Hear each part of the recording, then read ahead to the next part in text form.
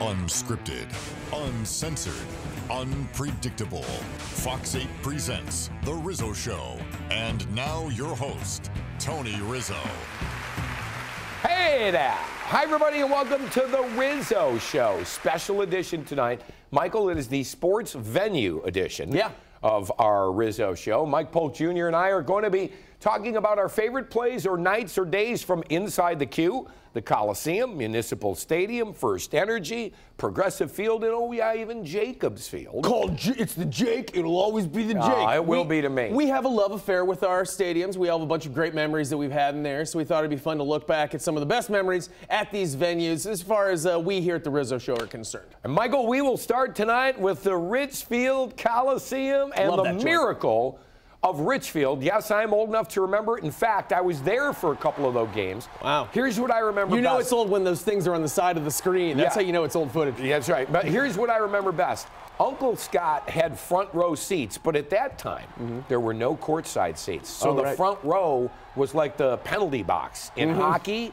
And I got to sit in a couple of front row seats to see the miracle of Richfield. Look at that score. Michael, it's really the first time the Cavaliers really did anything. They were originated in 1970. That was 76. That was one of the first big games we've ever played in that place. And don't forget, Nick Milletti built that place because he couldn't get a deal downtown. Right. So he went to Richfield and built his own arena. And Richfield's like, yeah, put it anywhere. Go ahead, anywhere. You can have all the room you want. And that place was an interesting place. It was always funny when somebody would come to Cleveland and have to drive like an hour away once they got here. This is where you guys play? This is the Cleveland. All right, well, whatever. But I have a lot of great memories in that place. And, of course, I wasn't around for that. But that was the first time the Cavs actually showed a pulse, and they actually got people involved and excited about basketball. And it was because of some scrappy play by a bunch of dudes whose names you would recognize now because they're still working around the Cleveland area. Come on, Michael. Well, I didn't make that much back then. Right. Mike, not only did they play basketball, they also had plenty of fights. How about this? The Muhammad Ali-Chuck Wepner fight. Two notable things from this. Number one, this was the inspiration for the movie Rocky. Yes, that's right. Sylvester Stallone saw this and thought, I could make a character to be Chuck Wepner. Number two, the ring announcer that night was yours truly's father.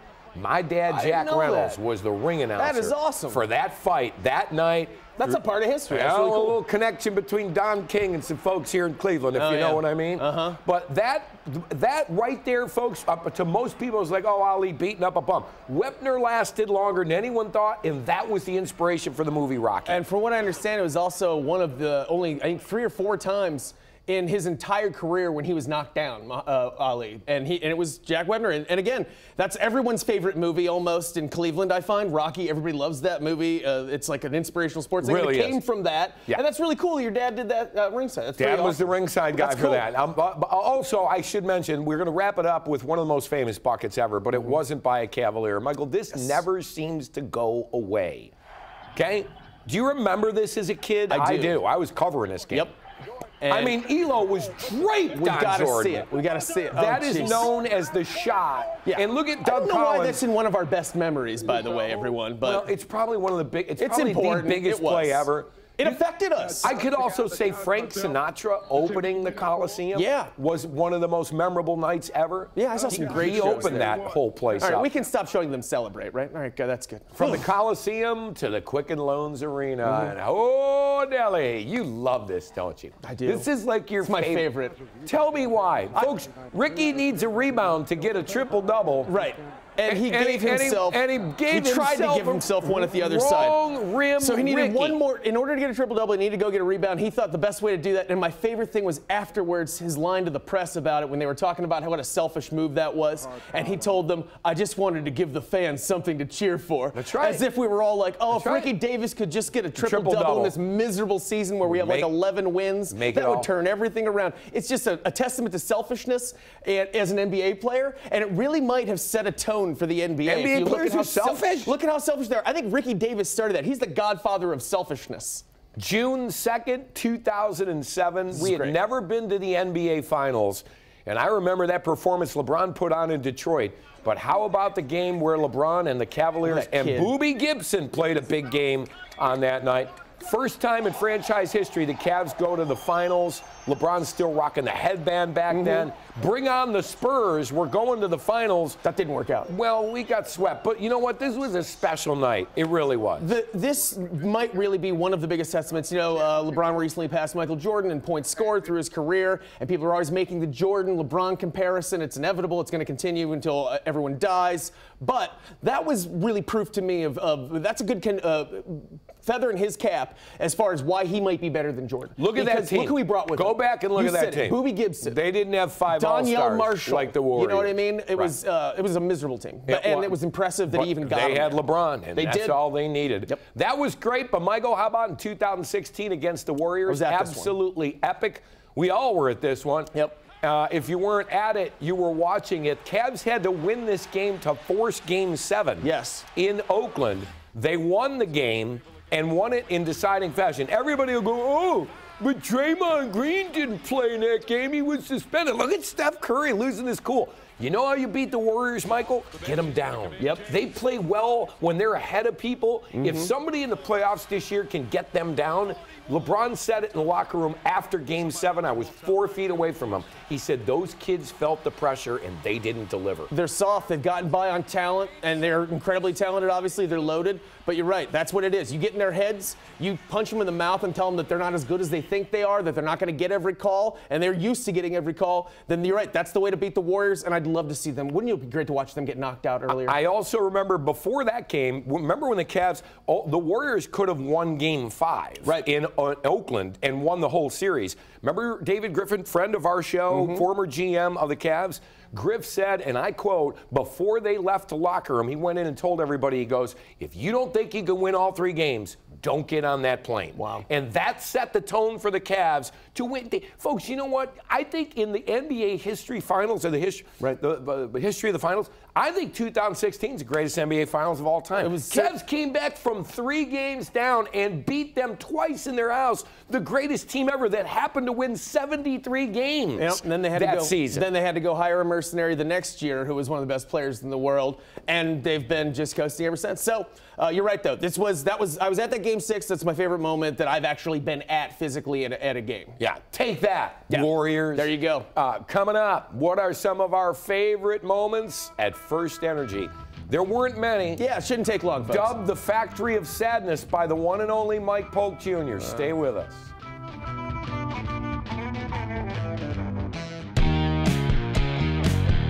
Hey Hard Rockers, it's Paula, and this is What's Up at the Rocksino. Let the spinning wheel spin at Hard Rock Rocksino Northfield Park for your chance to win $1 million every Friday, Saturday, and Sunday in March. Earn entries every day and 3 times on Tuesdays to win a 2019 Mercedes GLC Luxury SUV on March 31st. Don't forget to swipe your Rockstar Rewards card at any kiosk March 3rd through March 31st to win free play. Win our largest prizes ever all month long. Treat yourself to an amazing 4-course meal special in Kozar's Wood-Fired Grill every Sunday through Thursday, featuring Kozar's famous petite filet or beer-battered walleye, and starting at only $34.99. Don't miss rock and roll legend John Anderson of Yes when he brings his 1,000 Hands tour to Hard Rock Live on Sunday, March 31st. Tickets available at the Hard Rock Rocksino box office or Ticketmaster.com. Find your rhythm at Hard Rock Rocksino Northfield Park. Vegas Experience, Ohio address.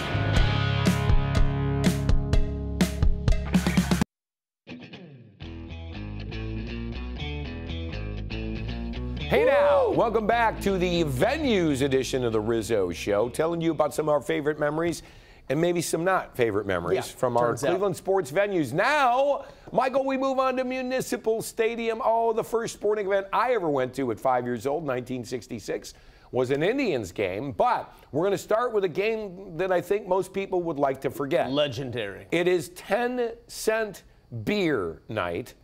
Michael, who thought it was a good idea for 10-cent beer? Yeah, they probably, in a public place. They probably wish they could take that one back, if I had to guess. This was one It was a riot, folks. We had to call the game. Sure. They were fighting. The players were beating up the fans on the field. Yeah, I mean, it wasn't an ideal scenario. It does seem odd that they thought that this was a good idea, but it is pretty legendary, and it really did set a tone for the city, didn't it, and for our fan base. And it's one that I'm not completely ashamed of. You can't put, it's like that you can't put a gun in a cage of monkeys and expect them not to fire fire it. It's the same thing. I don't hold the fans responsible for this at all. You can't put like 1,000 Clevelanders in front of 10-cent beer and just expect them to come through it all right. If I remember correctly, Dan Coughlin tells me the story. I wasn't there. It all started with a lady who started flashing the players from the outfield. Michael, the thing I love about it best is you would have been there, my man. Oh, yeah. You would have been. You and I both would have been there. We'd have been the first ones there that night. Gates open at 5:30. Look who's here. Right. I have a 10 out front. Mike, you picked the Browns beating the Jets, AFC divisional playoff game. It was the 86 season, but it was actually January 3rd, 1987. This was the first playoff game I ever covered in my career. This was the first year I got to cover the Browns. And I just thought we were going to be back there every year. I just thought, oh my God, this is great. Wasn't this like game amazing, we're the Patriots. Like, remember, this is my childhood too. I remember this specifically and vividly. My my parents were big fans and everything, but I didn't get to go to this game. I wish that I would have. But I still rewatch this game on VHS every once in a while. Beautiful. Because it's on just, YouTube too. And it's so inspiring. And watching this fan base, if you're a young fan who hasn't never gotten to watch good Browns football until last year, and you want to vibe for how it could be again coming up soon, you should check out that game. I'm sure it's on YouTube, so check that out. Double overtime. But God, was that a great Double game. OT, kids. Chills just thinking Browns about it. beat the Jets. Boy, I think we're going to have some really big games here coming up. Well, Mike, we both agreed on the 1964 NFL championship game. This was the Browns' last championship, and Jim Brown led the way. You remember after this, Jim Brown left to go make movies with Raquel Welch. I can't blame him for that. Interesting guy. Browns were huge underdogs in this game, even on their home field, and it was a football championship in Cleveland. Michael, could you imagine if the Browns would now win a championship? You can't win it on your field because the Super Bowl's played on a neutral site. But how about the AFC Championship on our field? Boy, that sure would be nice. And it is also nice watching that footage again. Isn't it very nice to know that was our last championship before we won an NBA title. And you see that footage, and that's how long ago it was. And I think sometimes we forget how lucky we are to have finally broken that. But that would have still been the last time we won a championship, that footage right there. So that if nothing else, it's worth it for that as a memory. The fact that that was our last championship, and we've now overcome that hurdle. Now we move from First Energy Stadium. Michael, this might be one that you would like to forget. I don't. 10-cent beer night, we go to Bottlegate. Michael, the fans threw bottles at the referees. Yes, they did. They were very displeased. Were fearing for their life. They were. But I remember, I think it was Kerm Policy who said those things. They're plastic bottles. They don't even pack that big of a wallet. They're not glass. Get over it. This is what changed the bottle policy, not just, I believe, for the Browns, but I believe around the NFL. That's something that we did, you guys. Good static shot of some bottles. Like, in other words, they don't have bottles anymore because of us? Because of us, we took away those Everything's toys. In a cup? We're like those people who we ruin a fun kid's toy because one dumb kid stabs their eye with it, and then they have to take it off the market. Do you remember what happened in that game, though? We got robbed. We did. I mean, I'm sorry. I don't know if it's like chuck a bottle full of urine at a referee robbed. Well, but we definitely did. Apparently it was. But Michael, we got so screwed by the refs that, and I mean, there was. I love that you're still defending. I'm not defending anything. I'm just telling you how it started. Okay, we don't win a lot at that stadium. You can't take a win away from us. Well, the refs learned that the hard way. Bottlegate. And by the way, gate doesn't belong on the end of that. There wasn't a conspiracy or anything. We can't just put gate on the end of everything, people. And Michael, who could forget the 2007 Season of Dreams? You remember the Season of Dreams? A weird little fluke season. Wait a minute. Didn't we come out? Do you know who the coach was? No. Who was that? It was Romeo. Oh, yes, it was. Was Romeo Crennel. That's right. Our GM was Phil Savage. Yep. And the Browns came out of nowhere to win 10 games. They won the infamous snow globe game at the stadium. But, Michael, if you remember that season in true Browns fashion, we went 10-6. And Derek Anderson played like a Pro Bowler, and we didn't go to the playoffs. That's right. Folks, 10 wins didn't get you to the playoffs. That's and I great. mockingly, at the beginning of the year, kind of like, right. I said this is going to be the season of dreams. Michael, it was the season of dreams. Isn't that sad? Because since '99, the Browns have never won more than 10 games. Also proof, though, that you can turn around a team very quickly, if even for a year. In 1 year. In 1 year, we had, and then you can turn them right back around if you want. That's how the NFL works. I remember explaining it to one of the current players, and they're like, "Season of dreams. What did you guys win?" And I'm like, "Well, 10 games? We won the division." And they're like, did you go to the playoffs? And I'm like, no. They're like, how could you have a seat of dreams? They go, hey, pal, lean times here in Cleveland. Relative. All right? Everything's relative. Seat of dreams here is a nightmare in Pittsburgh. All right, let's wrap up First Energy with this date. September 20th, 2018, Michael, it reignited the Browns nation worldwide. Baker Mayfield came in on a Thursday. I got chills talking about it. On a Thursday night and started completing passes, which was something we haven't seen from a quarterback in a while. And, Michael, he led the Browns to victory that night. Oh, no. Do we have to show that? I know. What Michael, was that he clip? led the – I'm going to not look at the screen. He led us to victory to that. Michael, do you feel like that was the beginning of something special? I did. I was at this game, and that was an amazing feeling. It's probably really the most positive experience that I've literally had in that stadium, and I was a season ticket holder for years. And it was the first moment where I looked around the fan base. It was like, what is this? That kid came in, shot out of a cannon. He looked like the answer. And then I remember on the way out of that game, it was totally packed and nobody could even move because we are so used to people streaming out of the game slowly throughout. Like you leave in the first, then some people like, what's going on here? Like, there's a crowd. You couldn't even move. It was like, but it was still a good vibe throughout the city, and it felt like everything changed. Do you remember Baker Mayfield? But you couldn't clap because you were too far together. Mayfield. Yeah. I mean, that is one of those days that you will remember forever, especially if Baker delivers the way we feel like. And finally, Michael, don't forget Dilly Dilly. The Bud Light fridges were open that night. That was true. And I don't think anyone expected. Do you remember when that game started? We looked like crap. Yes. And I thought, boy, this is going to be one of the biggest eggs I've ever seen laid by the Browns until Baker came in and saved the day. All right, when we return, looking back at the Tribe, look back for some of our favorite moments from the corner of Carnegie and Ontario. Stay with us.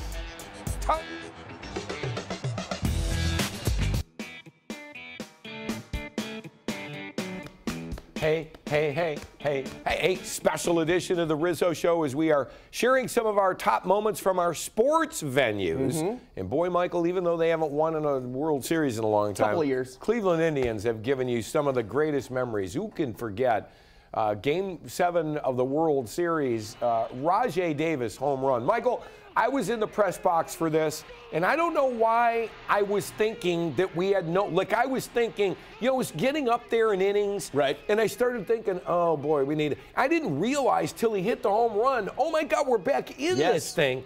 I can say this with authority. Never have I heard Progressive Field louder than that home run. I remember, I was there, and I remember when it happened, being in the stands and looking over and trying to say something to the people I was with, and it looked like this. I was going, it's like you were screaming into white noise or something, like you were in space. Right. And I'm just like, you know, and that's all it felt. My ears are still ringing from it, and then I think we ended up winning that one, didn't we? I don't want to remember. I think we ended up winning that game. Let's move on. From the World Series to the All-Star Game, 1997 was a magical year for Santos Alimar Jr. as he went yard, home run, win the game. He won the MVP. Michael, the All-Star Game in Cleveland, Ohio is such a treat. 2019 All-Star Game is in Cleveland, Ohio. Right. But what do you remember from that Sandy Alomar night? Because the hometown hero winning the MVP in the All-Star Game with his brother watching him had to be a special moment. It looked like something that it was like a fairy tale thing. Somebody wrote that out in like a movie, and it was almost hacky how everything came together for him. Hometown guy, getting the MVP, being the big hero that day, and it's a great guy too. It's like if that were Albert Bell, nobody's going crazy for it like that because he was a really pretty rough dude. But everybody loves Sandy, and I still remember just the whole city like wanting to give that dude a hug that night. This next one, I remember, was it 2 in the morning? Yeah, it was very late. What was it? It was extremely late. Kate, our producer, claims it was 2 in the morning. I don't remember because I was so angry. I was working as a reporter, and I'm like, all right, somebody win this game. Tony Peña, 13th inning versus the Red Sox. I'm sorry, it was 2:08 in the morning, Michael. Wasn't he like 52 years old when he did that too? Wasn't he a super? He wasn't like 52. Look at everybody around home play. You know what the best part was? We were underdogs for a lot of those series and a lot of those. And not just because that everybody thought the Red Sox were better, just because Cleveland hadn't won anything in so long. Yep. You know, and those 90 teams of the Indians, really, they were the first good Indians team since the 50s. Yeah. The first time in 40 years. Folks, I grew up in the 60s and 70s. The Indians were, I remember one year we finished in 3rd place, and I like celebrated. It was one of the greatest summers of my life. But that Tony Pena home run, you know who was on the call for that, too? Who's that? Bob Costas was on the call on NBC for that game. Yeah, that'd be good. It was huge. Do you think, though, that we're taking them for granted now, the Indians, because they actually have been good for a while? Absolutely. Like if we Indians go into the playoffs 3 years in a row, it's just like, we haven't won anything. Right. Although I do think in 2016, which we got robbed, nice. was the rain and let's just move on. When we return, Michael is going to share his favorite photo taken at First Energy Stadium. Great experience. Wait a minute, is this you in the dog pound? You're going to have to see. I'm going to wait. Not going to want to miss this. I'm going to wait. You wait. Please stay up. Stay with us.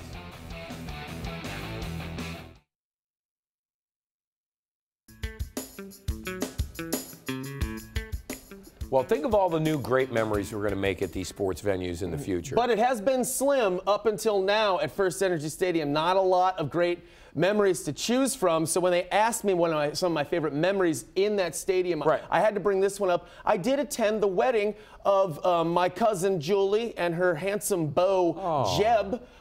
They got married there? They got married. And were you guys on the field? Yeah, you got to go down on the field. Actually, that was an option to go down on the field. They said that to me, like, would you like to go down on the field? What year was this? Maybe like 5, 6 years ago. So did like Colt McCoy throw an incomplete pass for you guys or anything? He actually had to come down and he officiated the wedding. He's like, y'all take each other to be bride and groom. No, it was very nice. The salmon was good. And I was trying to think, and I'm like, that sadly is one of the best memories that I have from that stadium. We'll take congratulations to Jeb and Julie who are celebrating. Congratulations a certain amount of time. to whoever made that salmon, too. Great. Thanks, folks, for joining us on this special edition of the Rizzo Show. Good to be alive, and good night, everybody. Good night.